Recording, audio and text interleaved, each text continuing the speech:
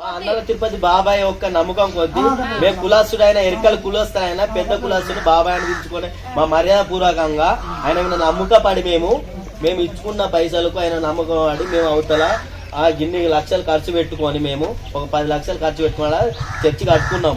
మాకు న్యాయం జరగలే. ఇవాళ రేపు అందరు తీసేస్తా అని బెదిరిస్తారు. ఆ బెదిరించుడు ఎందుకు? మా యొక్క సర్పంచ్ ఇప్పుడు కూడా ఆయన గెలిచిన మా బాబాయ్ మేము 4 గుట్లకు వచ్చింది కూడా అందుకే. మాకు ఎక్కడన్నా చూపెట్టు మాకు.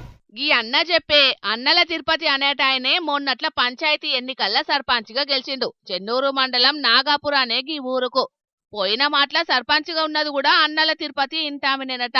అంటే అప్పుడు భార్య సర్పంచ్ అయితే ఇప్పుడు భర్త సర్పంచ్ అన్నట్టు. అయితే ఇంటామె ఏలువడిలనే 2021 సంవత్సరంలో ఊళ్ళో చర్చి కట్టుకునేటందుకు అనుమతులు వచ్చేటట్టు చేస్తామని, చర్చి కట్టుకుంటే ఎవరు అడ్డం తిరగకుండా కూడా చూసుకుంటామని చెప్పి ₹1,00,000 తీసుకున్నారట. ఓట్ల కోసమో లేక దీని వెనక ఇంకేం ప్లానింగ్ ఉన్నదో మరి. ఇక ఎంత ఇంటామె సర్పంచ్ అయినా పెత్తనం అంతా ఇంట ఆయనదే కదా. మరి ఆయనకు తెలియకుండా ఉంటదా పైసలు తీసుకున్న ముచ్చట? మరప్పుడు ఎవరి పెళ్లికి పోయిండో ఏమో తెలియదు గాని ఇప్పుడు సర్పంచ్గా గెలిచినాక కళ్ళు తెరుచుకొని ఊళ్ళో చర్చి కట్టొద్దంటే కట్టొద్దని అడ్డం తిరుగుతున్నాడట. కానీ పైసలు ఇచ్చినోళ్ళు ఊకుంటారా? పంచాయతీలు చెప్పాల్సిన సర్పంచ్ మీదనే ఊరి పెద్ద మనుషులు జమేసి పంచాయతీ పెట్టించిండ్రు. ఇయాల ₹1,00,000 ఇచ్చిన ముచ్చట కూడా పెద్దల ముంగట చెప్పిండ్రు. అట్లా పైసలు తీసుకున్న గుట్టు బయటపడ్డది ఇప్పుడు.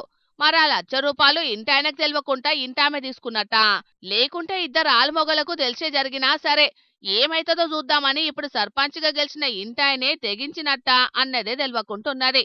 సరే ఎట్లయినా చేసిన తప్పైతే బయటపడ్డది. ఇక ఈ ఒక్క సెటిల్మెంట్ కే 1,00,000 దొబ్బిండ్రంటే భార్య సర్పంచ్గా ఉన్న 5 ఏళ్లల్లా ఇంకెన్ని వసూలు నడిచినాయని కొందరు.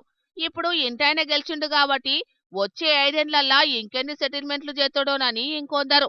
నాగాపూర్ ఊరంతా ఒకటే గుసగుసలు వినబడుతున్నాయి ఇప్పుడు. మొత్తానికి ఎవరు దవ్వుకున్న గోతిలా ఆలే పడతారన్నట్టు పరువు తక్కువ పనిచేసి పరువు పోగొట్టుకున్నారు. మరి దీని మీద ఊరోళ్ళు తదుపరిగా ఎసొంటి నిర్ణయం తీసుకుంటారో చూడాలిగా.